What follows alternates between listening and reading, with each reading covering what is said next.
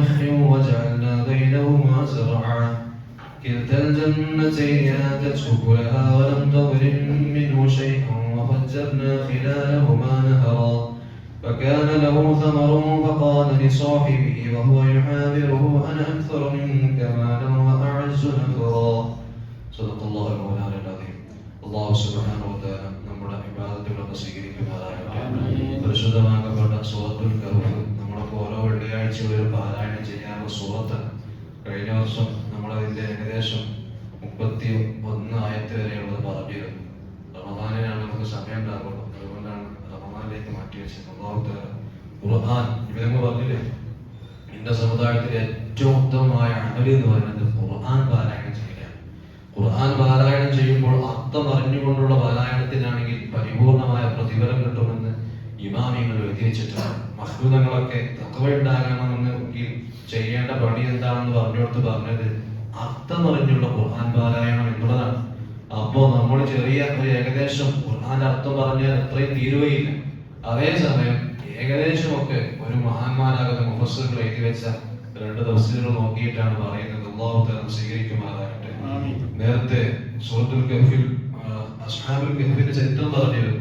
അതിനുശേഷം മഹത്തുക്കളാകുന്ന അസ്ഹാബുൽ കഹ്ഫിന് ശേഷം മഹാന്മാരാകുന്ന സ്വഹാബത്തിന്റെ അരികിലേക്ക് ഖുറൈശി നേതാക്കൾ വന്നിട്ട് പറയുന്നുണ്ട്, നബിയെ, ഞങ്ങൾക്ക് ഇസ്ലാമിലേക്ക് വരാനൊക്കെ താല്പര്യമുണ്ട്, പക്ഷെ ഞങ്ങൾ ഇങ്ങോട്ട് ഇസ്ലാമിലേക്ക് വരണമെങ്കിൽ ഈ പാവങ്ങളായ ആളുകൾ തങ്ങളെ പോലത്തെ ഈ ചെറിയ പാവങ്ങളായ ഒന്നിനും വകയില്ലാത്ത ആളുകൾ ഇവരെ മാറ്റിവെച്ച് കഴിഞ്ഞാൽ ഞങ്ങൾ വിവിഐപികളല്ലേ, അവിടുത്തെ നേതാക്കന്മാരെ, ഞങ്ങൾക്ക് വരുമ്പോ ഇവരൊന്നും അടുക്കലുണ്ടാകാൻ പറ്റൂല. അതുകൊണ്ട് അവരില്ലാത്തൊരു സദസ്സ് ഞങ്ങൾക്ക് സംഘടിപ്പിക്കുകയാണെങ്കിൽ ഞങ്ങൾ ഇസ്ലാമിലേക്ക് കടന്നു വരാം എന്ന് പറഞ്ഞപ്പോ നബി സല്ലല്ലാഹു അലൈഹി വസല്ലം തങ്ങളോട് പരിശുദ്ധ ഖുർആനിലൂടെ പറഞ്ഞതാണ്, തങ്ങൾ അങ്ങനെ പറയണ്ട, അവർ ഇസ്ലാമിലേക്ക് കടന്നു വരൂല.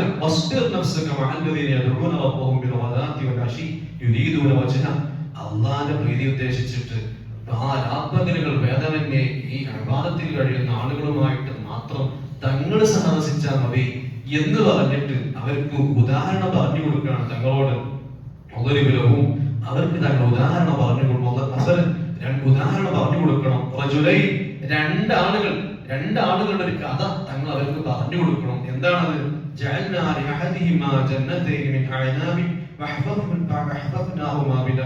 ഈ 2 ആളുകളെ കുറിച്ച് ആരാണവർ എന്ന് മഹത്തുക്കളായ മുഫസ്സിറുകൾ പഠിപ്പിക്കുന്നുണ്ട്. മഹാനാകുന്ന ഖുർത്തുബി എന്ന് പറയുന്നുണ്ട്, അത് യഹൂദ അതുപോലെ തന്നെ ഖുർത്തൂഷ് എന്ന 2 സഹോദരങ്ങളാണ്. ബനൂ ഇസ്രായേലിൽപ്പെട്ട 2 ആളുകളായിരുന്നു. ഒരാള് ഈ 2 ആളുകളും പരസ്പരം പാർട്ണർഷിപ്പ് ആയിരുന്നു കച്ചവടത്തിൽ.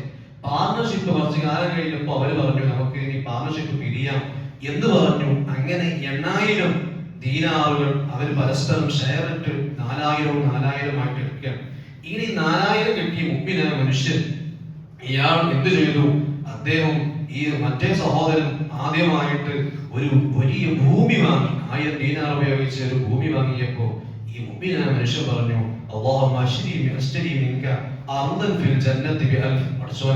എന്റെ അടുക്കൽ 1000 ദീനാറുണ്ട്, എന്റെ കൂട്ടുകാരൻ ഈ ദുനിയാവിലെ കുറച്ച് 1000 ദീനാർ ഉപയോഗിച്ചിട്ട് ദുനിയാവിലെ കുറച്ച് ഭൂമി വാങ്ങിയിട്ടുണ്ട്, ഞാൻ നിന്റെ അടുക്കൽ സ്വർഗത്തിൽപ്പെട്ട ആ ഒരു ഭൂമി എനിക്ക് ആവശ്യമുണ്ട്, ഞാൻ 1000 ദീനാറിന് വേണ്ടി ധർമ്മം കൊടുക്കുകയാണ് എന്ന് പറഞ്ഞ് 1000 കൊടുത്തു.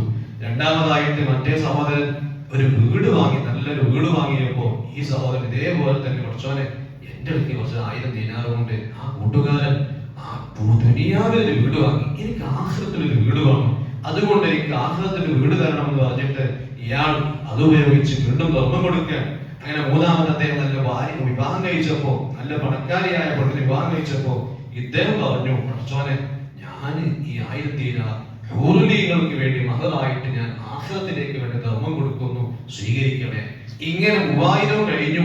4000ാമത്തെ ദീനാർ ഇദ്ദേഹം അങ്ങനെ ധർമ്മം കൊടുക്കുകയാണ്. ഈ സമയം ഇങ്ങനെ എല്ലാം ധർമ്മം കൊടുത്ത് അവസാനം ഇയാളെ ഒന്നുമില്ലാണ്ടായി വന്നു.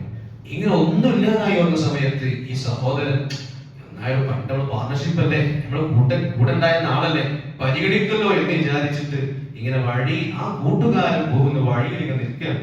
അങ്ങനെ നിൽക്കുന്ന സമയത്ത് ഇദ്ദേഹം കടന്നു പോകുമ്പോ പറഞ്ഞു, അല്ല കൂട്ടുകാര, എനിക്ക് വലിയ പ്രയാസത്തിലാണ് ഞാൻ, ഞങ്ങൾ പണ്ട് കച്ചവടം ചെയ്ത ആളുകളല്ലേ, ഒന്ന് പരിഗണിക്കൂ, ഒന്ന് നിന്റെ ഏതെങ്കിലും ഒരു വിഷയത്തിൽ എന്നെ ഒന്ന് പാർട്ണറായിട്ട് സ്വീകരിക്കുമോ എന്ന് ചോദിച്ചു. ഈ ചോദ്യം കേട്ടപ്പോ അദ്ദേഹം ചോദിച്ചു, അദ്ദേഹം ഇസ്ലാമിലേക്ക് കടന്നു വന്നിട്ടില്ല, മുസ്ലിം അല്ലാത്ത ആളാണ്. അദ്ദേഹം അടുത്തവാണ് ഉടനെ ചോദിച്ചു, അല്ലയോ സഹോദര, നമ്മൾ രണ്ടാൾക്കാരും ഒരേ സമയത്തല്ലേ കച്ചവടം ചെയ്ത് ആ പാർട്ണർഷിപ്പ് ആ സമ്പത്ത് ഡിവൈഡ് ചെയ്തത്? നിനക്ക് കിട്ടിയ അതേ ആ 4000, എനിക്ക് കിട്ടിയ 4000. ഞാൻ കണ്ടില്ലേ ആ 4000 എടുത്തിട്ട് എന്തെല്ലാം ചെയ്തു. എനിക്ക് നല്ല വീട് കിട്ടി, നല്ല ഭാര്യയുണ്ട്, നല്ല സമൃദ്ധമായ തോട്ടങ്ങളുണ്ട്, സർവ്വ സമ്പത്തുകൾ എനിക്കുണ്ട്. നീ എന്താ ചെയ്തത്? അപ്പൊ അദ്ദേഹം പറഞ്ഞു, ഞാനൊന്നുമല്ല, ഞാന് എന്റെ റബ്ബിന് വേണ്ടി, റബ്ബിന്റെ തൃപ്തിക്ക് വേണ്ടിയിട്ട് അത് ധർമ്മം കൊടുത്തതാണ്. ഇത് കേട്ട സമയത്ത് ആ സഹോദരൻ പറഞ്ഞു, ഇന്നൊക്കെ നബിയുടെ മുസത്തേക്ക് ഇങ്ങനെ ധർമ്മം കൊടുത്തല്ലേ, എനിക്കതിലൊന്നും വിശ്വാസമില്ല. എന്താ കൊടുത്തിട്ടുണ്ടായത്? എനിക്ക് എന്തെങ്കിലും കിട്ടിയോ? എനിക്കിവിടെ ദുനിയാവിൽ എന്തെങ്കിലും കിട്ടിയോ? നീ ആഖിറം എന്ന് പറയുന്നത് മരിച്ചിട്ടുള്ള ലോകമല്ലേ, എനിക്കതിലൊന്നും വിശ്വാസമില്ല. അതുകൊണ്ട് ഇച്ചൊരു വിഡ്ഢിയാണെന്ന് ഞാൻ ഭാവിക്കുന്നത്, അതുകൊണ്ട് എനിക്കൊന്നും ഞാൻ തരുന്നില്ല എന്ന് പറഞ്ഞ് ഇയാൾ ആട്ടിവിട്ട സമയത്ത് ആ പ്രിയപ്പെട്ട സഹോദരൻ അങ്ങനെ വലിയ വീമ്പടക്കി ഇങ്ങനെ പറഞ്ഞുകൊണ്ടിരിക്കുന്ന സംഭവമാണ് ഇവിടെ പറയുന്നത്. ആ മനുഷ്യൻ രണ്ടിൽ ഒരാൾക്ക് നാം നല്ല മുന്തിരിത്തോട്ടം കൊടുത്തു. എത്രത്തോളം പരിശുദ്ധ ഖുർആൻ പറയുന്നുണ്ട്, ആ മുന്തിരിത്തോട്ടത്തെ ഈന്തപ്പന കൊണ്ട് നാം വേലി ചുറ്റി എന്ന് പറഞ്ഞ നമ്മുടെ നാട്ടിലൊക്കെ തോട്ടത്തിന് വേലി ചുറ്റുന്നത്, വേലി കെട്ടുന്നത് എന്തെങ്കിലും കമ്പ് ഉപയോഗിച്ചിട്ടാണെങ്കിൽ ആ കമ്പ് ഉപയോഗിക്കുന്നതിന് പകരം നല്ല ഈത്തപ്പന മരങ്ങൾ അതുകൊണ്ട് അവിടെ വേലി ചുറ്റി കൊടുത്തു. എന്നിട്ടോ ആ 2 തോട്ടങ്ങളും അതിന്റെ ഫലം പൂർണ്ണമായും നൽകി, ഒരിക്കലും പോലും കുറവ് വരുത്തിയില്ല. ഈത്തപ്പനയിൽ നല്ല ഈത്തപ്പനകളുണ്ട്, ആ മുന്തിരി വള്ളികളാണെങ്കിൽ നല്ല വണ്ണം കൊലച്ചിട്ടുണ്ട്. ആ തോട്ടത്തിനെ കുറിച്ച് ഖുർആൻ പറഞ്ഞു, അങ്ങനെ ആ 2 തോട്ടങ്ങൾക്കിടയിൽ, 2 തോട്ടങ്ങളാണത്, ആ 2 തോട്ടങ്ങൾക്കിടയിലൂടെ അത് നനയ്ക്കാനുള്ള അരുവി, നമ്മുടെ നാട്ടിലെ പോലെ കനാല് പോകല്ല, നല്ല പുഴയും നാം കീറിക്കൊടുത്തു. ഈ 2 തോട്ടങ്ങൾ നല്ല മുന്തിരിക്കൊലകളുള്ള തോട്ടങ്ങളാണ്.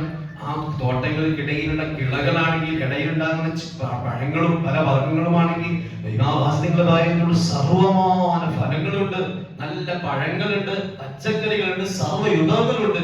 അങ്ങനെ അയാൾക്ക് അതുകൊണ്ട് വലിയ സമൃദ്ധമായ സമ്പത്തുണ്ടായി.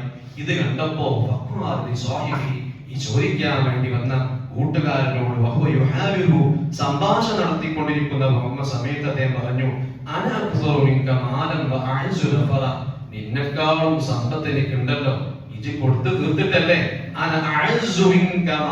നിന്നെക്കാൾ വലിയ സമ്പത്തും നല്ല ആൾക്കൂട്ടങ്ങളും ആൾബലവും സാമ്പത്തികമായ സമൃദ്ധിയും എനിക്കുണ്ട് എന്ന് പറഞ്ഞുകൊണ്ട് ഇദ്ദേഹം ഇങ്ങനെ വീമ്പളക്കിക്കൊണ്ടിരിക്കുകയാണ്. ഇൻഷാ അല്ലാഹ് ബാക്കി നമുക്ക് അടുത്ത ദിവസം പറയാം. അങ്ങനെ ഈ ഇത്തരത്തിൽ നമുക്ക് കിട്ടിയ സമ്പത്ത് കൊണ്ട് അഹങ്കരിച്ചാൽ എന്ത് പറ്റും എന്നതാണ് സൂറത്തുൽ കഹ്ഫ് നമ്മൾ ഉറപ്പെടുത്തുന്നത്.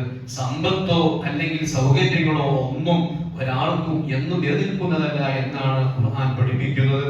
അതുകൊണ്ട് സാമ്പത്തികമായിട്ട് ഉയർച്ചയുണ്ടാകുന്ന സമയത്തും തളർച്ചയുണ്ടാകുന്ന സമയത്തും നമ്മൾ ചെയ്യേണ്ടത് അല്ലാഹുവാണ് നൽകിയത് എന്ന ബോധത്തോടുകൂടെ സാമ്പത്തികമായതിന്റെ എല്ലാ നിലകളും എല്ലാ പരിഗണനയും ഇസ്ലാം പഠിപ്പിച്ചതുപോലെ ചെയ്യുകയാണ് എന്നതാണ് ഈ ആയത്തിലൂടെ അല്ലാഹു നമ്മോട് ഉറപ്പെടുത്തി തരുന്ന അല്ലാഹു സുബ്ഹാനഹു വ തആല നമുക്ക് ആ പറഞ്ഞതുപോലെ ജീവിക്കാനുള്ള തൗഫീഖ് നൽകുമാറാകട്ടെ. നമ്മുടെ കുടുംബത്തിൽ നിന്ന്, ബന്ധങ്ങളിൽ നിന്ന്, കൂട്ടുകാരിൽ നിന്ന് മൺമറഞ്ഞുള്ള ഖബറുകളൊക്കെ അല്ലാഹു തആല സ്വർഗ്ഗമാക്കി കൊടുക്കുമാറാകട്ടെ. റഹ്മത്തിക യാ അർഹമർ റഹീമീൻ. അസ്സലാമു അലൈക്കും.